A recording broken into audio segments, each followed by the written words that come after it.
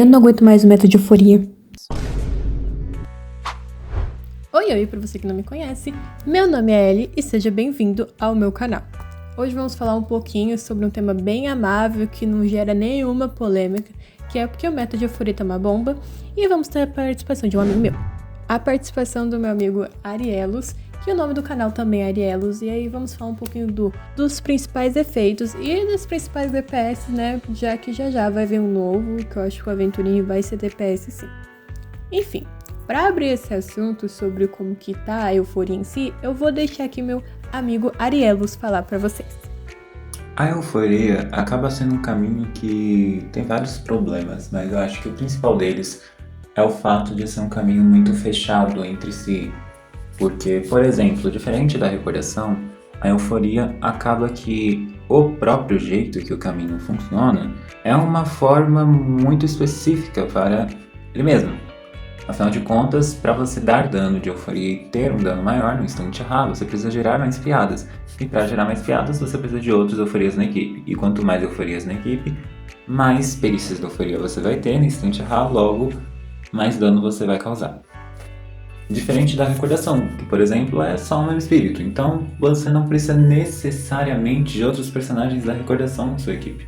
O que acontece para existir o time mono recordação é o fato dos kits dos personagens se complementarem e não no caminho em si obrigar. Já o caminho da euforia não, o caminho da euforia obriga muitas vezes a você usar outros personagens da euforia.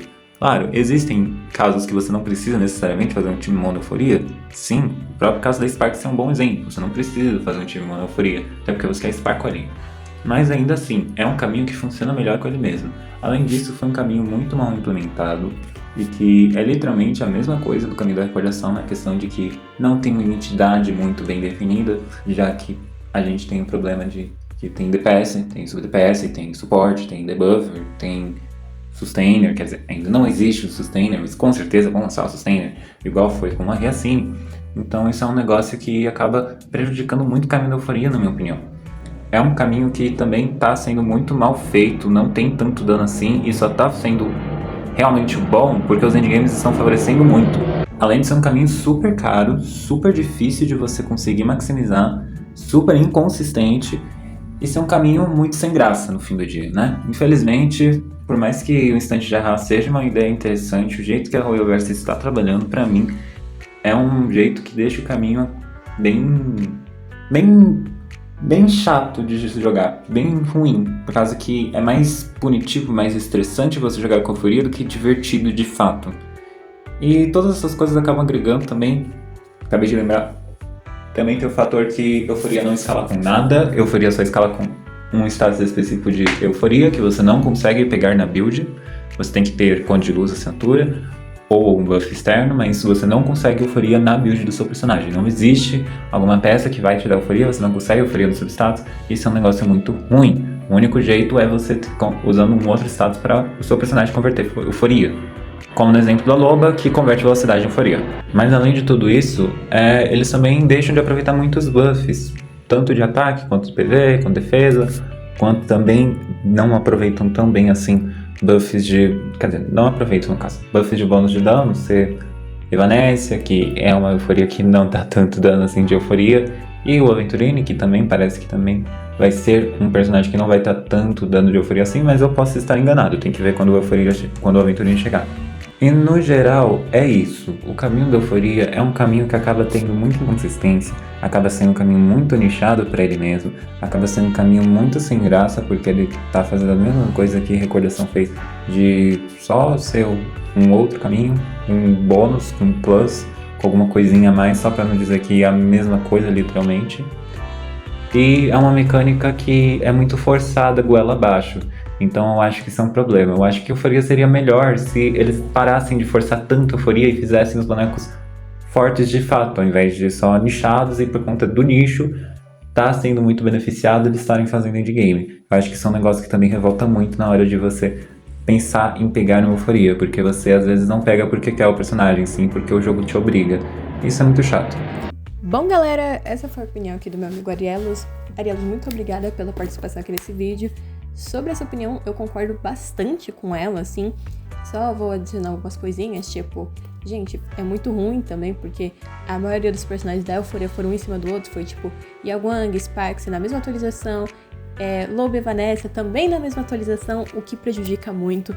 Fora que a gente só tem 2 opções free to play, que uma é da lojinha da Herta e a outra é da loja do Mock, dos endgames no geral.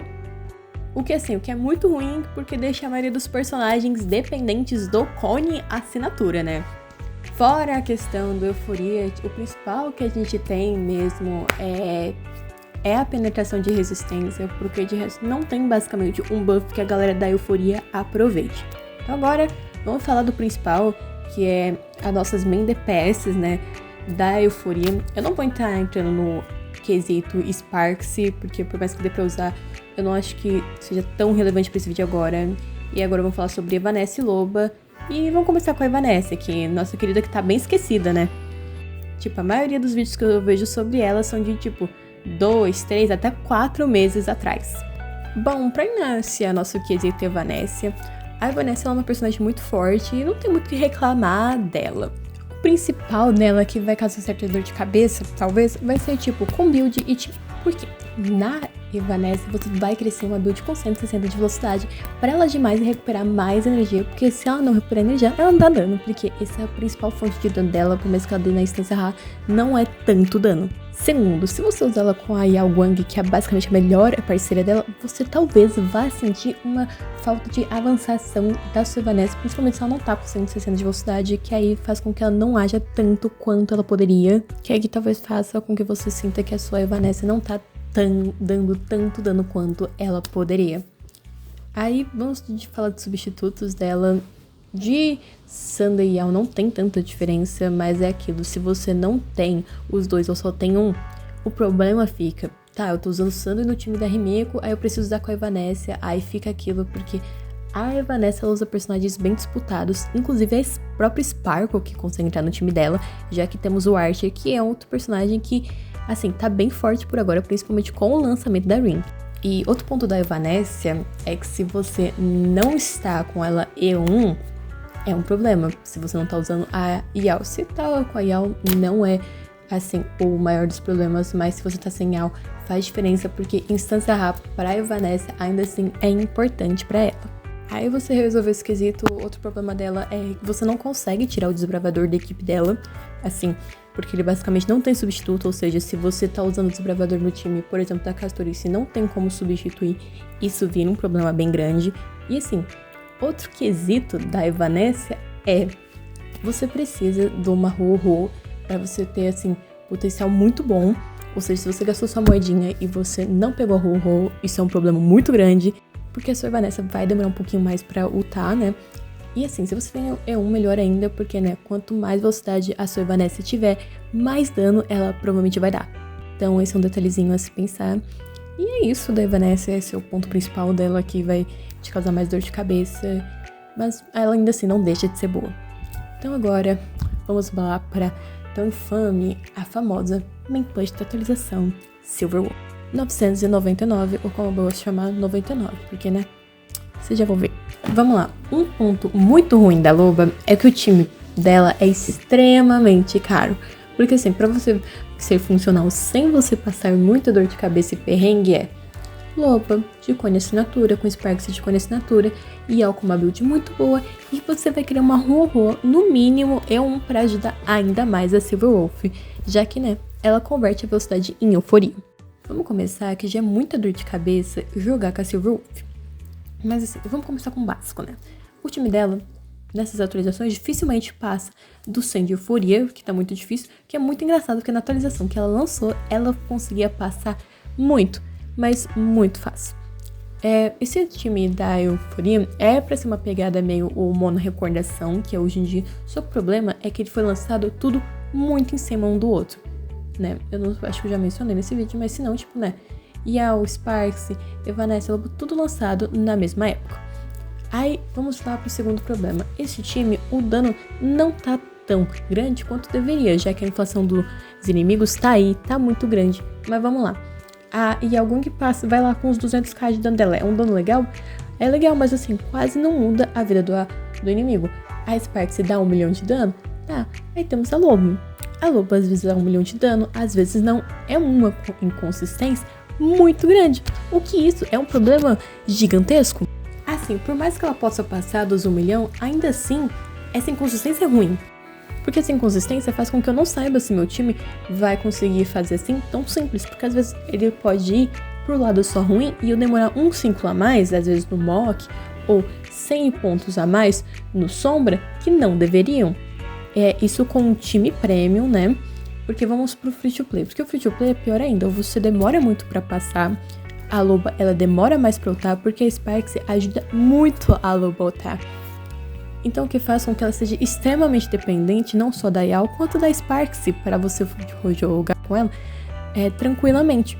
O que significa? Não é uma duplinha, estilo, esse DPS combina com esse suporte, ou esse DPS combina com esse healer. Não, é um trio, porque a Loba precisa da Evanescence e da Sparks para rodar direito. Quando você não tem esse trio, o dano da Loba cai muito. Tipo, vou estar deixando essa gameplay aí no fundo sobre um time mais free to play da Loba, em que não tem cone, não tem nada assim de demais. E assim, você vê que ela demora muito pra passar, demora muito pra ultar, o dano cai muito, que é uma coisa muito ruim. Isso é muito ruim, porque deixa a Loba uma main push extremamente cara, que pra quem é free to play ou não tem muito recurso assim na conta, tipo, não tá podendo crashar por agora, não consigo investir na Loba direito e ela perca muito dano. Uma coisa também que me incomoda na Loba é que você tem um sombra, e aí por agora, quando você quebra o inimigo, você recupera a ult. Vamos usar de exemplo, você quebrou o inimigo com a Remeko nova, ela vai, assim, você quebrou com ela já na ult. Você vai terminar sua ult e você vai conseguir recuperá-la instantaneamente. Adivinha quem não faz isso? Você vai ter que ultar, fazer todo o rolê novamente? Sim, ela mesma, a Loba. O que faz com que seja muito ruim, porque na maioria das vezes, a Loba, ela só... a ult dela só acaba no pior momento possível. Fora tudo isso, às vezes a Loba não consegue tirar 1% da vida de um inimigo. Eu vou procurar um vídeo pra mostrar isso, que, né, uma main push não deveria passar por esse problema. Por mais que no Starreio a gente tem esse problema desse 1% de HP imortal. Voltando no quesito time caro, tudo indica que o time da Loba vai ficar cada vez mais caro pelo seguinte fato: vamos ter a Pearl, que provavelmente vai entrar no time da Loba. E assim, além de ficar mais caro, você vai ter que investir nos personagens do time, o que deixa com uma sensação de insatisfação, já que o dano da Loba às vezes não é tão bom quanto deveria, porque muitas vezes acontece da Sparks dar mais dano que a Loba. Porque assim, é bom o time todo dar dano, e aquilo eu quero também que o dano seja principalmente da DPS principal, ou que assim, elas tenham um dano equivalente na maior parte das vezes, que não acontece. Bem, essa foi a minha visão sobre a Loba. Tem aqueles pequenos detalhes também que, tipo, qualquer pequena ação que você tiver no início influencia muito em como que ela vai lutar, essas coisas. Tudo bem que é um jogo de turno, mas assim, um detalhe tipo, o inimigo bateu no personagem errado, a pontuação cai e incomoda bastante, causa aquela sensação de satisfação.